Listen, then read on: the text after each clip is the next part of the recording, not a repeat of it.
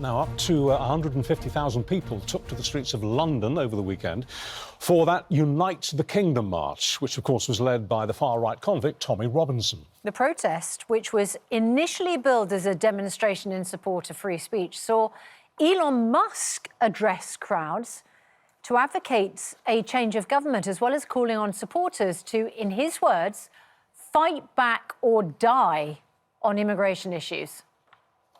You either fight back or you die. You either fight back or you die. I really think there's got to be a change of government in Britain. And you can't, we don't have another 4 years or whatever the next election is. It's too long. Something's got to be done. There's got to be a dissolution of Parliament and a new vote held. In a moment, we'll be speaking to Baroness Shasta-Gohir, who has written a letter to the Home Secretary calling on the government to publicly condemn all racially and religiously motivated violence and abuse, introduce a new all-encompassing hate crime act, and increase funding for services that help Muslims report safety concerns. And she joins us now alongside Matthew Collins from Hope Not Hate, a former senior member of the National Front. You've got a sort of sheepish smile on your face. Matthew, what made you change your ways? Basically, having to listen to grifters like those two you just had on screen, telling me how terrible other people are and how better my life would be if we could get rid of all these immigrants. Look, I was in the A&E last week for 9.5 hours. If Stephen Lennon, because that's his real name, came in and said to me, do you want to go on a protest about the NHS to demand more hospitals and more doctors, I'd have gone on it. Instead, he's got 150,000 people out demanding more flags and to deport people. We need more people. We need more doctors. We don't need more flags and racists. What about the definition of the protest? 150,000 people of all sorts, turned up as a far-right demonstration. Would you accept that that is a reasonable carapace to describe it? Yeah. Yes. I think there's going to be a diverse number of people there. I think there will be far-right elements in there. But I think there will be also ordinary citizens, working-class citizens, who I think have been ignored by successive governments who have not been listened to. But they need more money in their pockets. They need to be taken out of poverty. They need to be given jobs. Unfortunately, there are people who are very good at delivering rhetoric, who are getting them to focus on the wrong issues, such as immigration. Now, immigration is an issue. That's also it's a huge issue. A concern for minority ethnic communities as well. But the debate has become so toxic that you should be able to have an informed and constructive debate without making people feel unsafe, whether they've been here for a few minutes or whether there are long-established diaspora communities and British-born communities. What you seem to be saying is that you get this kind of demonstration with all its mixed elements when people feel they're not being listened to. Is that what you're saying? Yeah, I do think people need to feel listened to, but they don't need flags to do that. We can have debate. British have a different way of doing things. Unfortunately, we have Americans interfering in our democracy.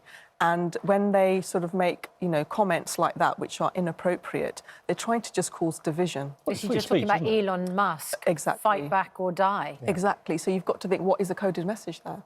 It is deeply, deeply worrying. I was speaking to a group of women last week from Yorkshire who came to see me in Parliament. They said they've never felt so intimidated before.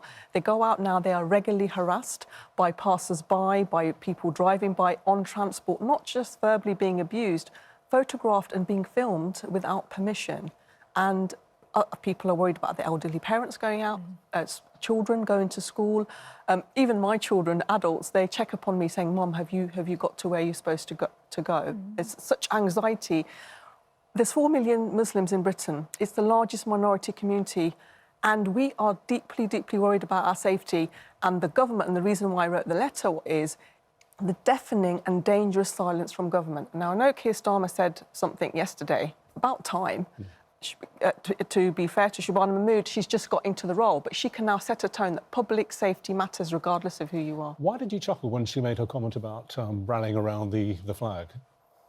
Do you know, I love during the World Cup and the European Championships, and we had the Olympics, the flags were fantastic. And it did brighten up the place. But they'll just get wet, they'll get rained on, they'll get tatty, and we'll just go back. We'll go back to how it is. The country's in, I would say, a kind of very deep, dark despair. And if you want to make your neighbourhood better, buy a stranger a cup of tea. Go to the library and help there. Putting up flags isn't going to deal with the issues. And some of these people don't actually know what is wrong. They just feel there's something wrong. They're detached from the political process.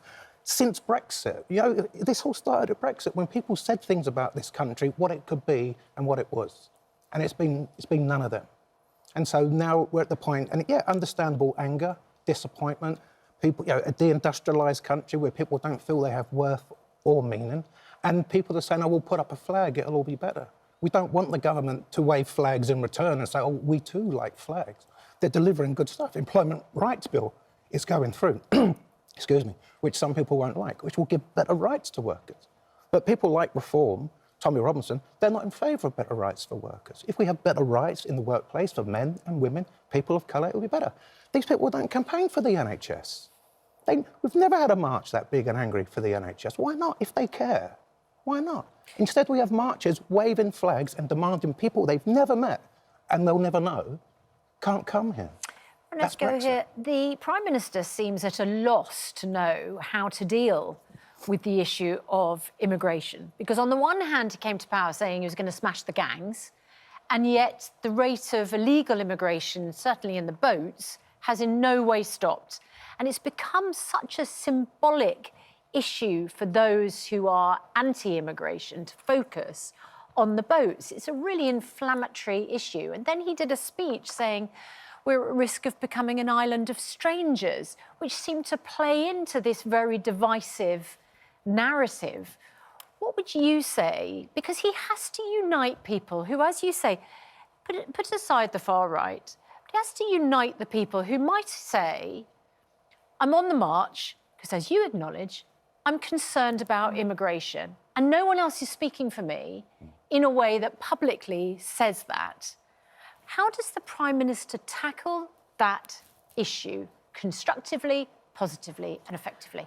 People do not want slogans like stop the boats and smash the gangs. What they want is to be listened to, but actual action. And it's not just about illegal migrants on boats. It's also actually legal migration that we need to consider as well, because, for example, on our helpline, we'll get hardship cases, so you get to sort of find out, you know, what's going on. And I think what we need to do is sit down and have conversations around the country by everybody, not just by the white working class.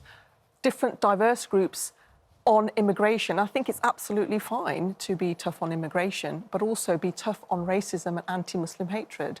And I think the Prime Minister sometimes, on a lot of issues, not just this one, is very, very slow to react. He's very reactionary. What I'd like the Prime Minister to be is proactive and know what the issues are and sit down and have these. I think we need to have conversations in every city, but it has to involve diverse communities. And you will find that minority ethnic communities are also worried about immigration. I did a survey last June and just during the elections to find out from Muslim women, what are you concerned about? 1/3 said immigration. But they are not saying it at the moment because the debate has become so toxic. It's no longer about the people coming over on boats. It's now become about actually, if you are of a particular appearance and skin colour, you don't belong here. You know, we want our country back, you don't belong here. That's also aimed at people like me.